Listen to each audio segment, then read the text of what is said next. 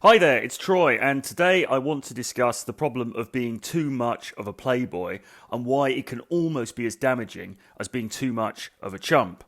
But before I get into that topic, just a few brief announcements. First, as always, if you want to read my collected writings on dating, sex, the sexual marketplace, then I urge you to grab a copy of my bundle of best-selling books entitled Renegade Dating Blueprint. The bundle contains 11 of my best books and it's currently priced at just $39.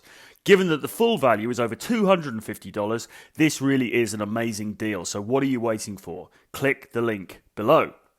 Also, please take a moment to sign up for my daily email list. I send out a free article every day from Monday to Friday during the week on topics related to dating, sex, and charisma. In addition, if I were to get deplatformed from every single social media channel there is, then it's still a means by which you could get my content. So join the inner circle today. The link is below in the description. Finally, please give this video a like and then hit subscribe so you can stay up to date with all the latest content that I'm uploading to this channel. Anyway, back to today's topic. Most guys who come into the self-development and dating space are simply too nice. They are supplicating, obsequious, and eager to please. They are usually weak and also somewhat manipulative, since they believe that acting in this way will get them what they want: female attention and intimacy. And as we know, most of the time this fails for a couple of reasons. One, because women are not attracted to men who kowtow to them, and two, they can see through the manipulation these dudes are trying to pull. Very occasionally, however, I will meet a guy whose problem is the exact opposite of this. He is too domineering, too alpha, in inverted commas, and too fixated on himself at the expense of the girl. And because he possesses these traits, he's likely to have been rewarded for them in the past by other women, and therefore he presents as some species of bad boy playboy. Tristan Tate, who I interviewed recently for this channel, is a good example of this, and he talked about how sometimes he is rejected because the girls he interacts with simply don't trust him. But lower profile guys than him can experience the same difficulty. Some guys are just naturally calibrated with this way. Others become like it through the consistent and successful application of dating strategies and game. I myself had to tone it down somewhat after I first learned key dating principles and became more successful out there in the marketplace. At first, it might seem like an easy thing to do, simply to present as a little less bad boy and a little more empathetic. Well, yes, except judging precisely where the line is can be a challenge.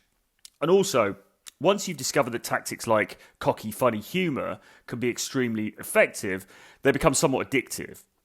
After all, when something works most of the time, one's usual impulse is to continue with it ad infinitum. As always, Robert Greene writes very insightfully on this topic in The Art of Seduction in a chapter called Disarm Through Strategic Weakness and Vulnerability. Listen to him talk about softness and even tears here. In social and political situations, seeming too ambitious or too controlled will make people fear you. It is crucial to show your soft side. The display of a single weakness will hide a multitude of manipulations. Emotions or even tears will work here too. He also notes that a person's vulnerability, what they seem to be unable to control, is often what is most seductive about them. People who display no weakness, on the other hand, often elicit envy, fear, and anger. We want to sabotage them just to bring them down. Something like this happened to a private coaching client of mine just recently. He described himself to me as a stickler for time, punctuality, and good behaviour in general. He held firm boundaries with his girlfriend of nearly a year and made it clear when she crossed any of them. In other words, he acted like the unyielding alpha that so many so-called dating coaches tell us we should be. And you know what happened? She left him. Why? Because even though she might initially have liked his firm style, in the end it became monotonous, irritating, and even, perhaps, a little ridiculous. And as a young and doubtless attractive woman, she had plenty of options. The harsh truth of the matter is that dating these days requires you walk a very thin line between being exacting and upholding your boundaries while also showing some flexibility and empathy. One without the other will likely see you discarded, but veer too far in the opposite direction and you will also find yourself single. Some might say there's no way to win in this game, and perhaps they're right, but that's a topic for another day. Green also writes that suspicion usually comes out of insecurity. If your targets feel superior and secure in your presence, they are unlikely to doubt your motives. You are too weak, too emotional to be up to something. Take this game as far as it will go. Flaunt your emotions and how deeply they have affected you. I've observed this phenomenon countless times when coaching clients on approaching women in real life. Often, when the client isn't hugely interested in the woman he's talking to, the interaction falls somewhat flat. There's no real spark to it.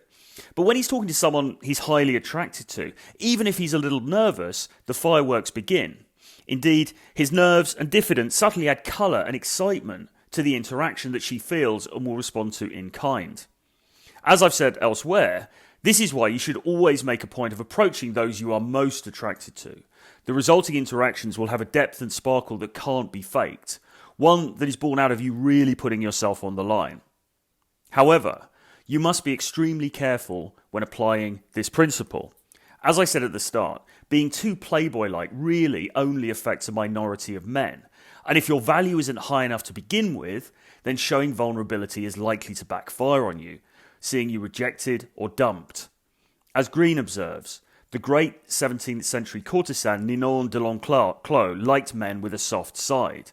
But sometimes a man would go too far, complaining that she did not love him enough, that she was too fickle and independent, that he was being mistreated and wronged. For Ninon, such behaviour would break the spell and she would quickly end the relationship. Complaining, whining, neediness, and actively appealing for sympathy will appear to your targets not as charming weaknesses, but as manipulative attempts at a kind of negative power. In other words, you can't afford to be a simp. As always, you need to do the work necessary to make yourself impressive, because it is only when you are impressive that she will be sufficiently attracted to you in the first place. But after that, you should seek to temper your magnificence with something just a little softer. The 2D alpha might sound great in theory, but in practice, in dating, as in every area in life, a degree of balance is required. Anyway, that's it for today. As I said earlier, you can also get all my books on dating dynamics in my Renegade Dating Blueprint bundle for just $39 on the link below. Plus, remember to sign up for my email list, link below, hit subscribe and notifications for this channel to keep you up to date with all my latest content. Speak soon, Troy.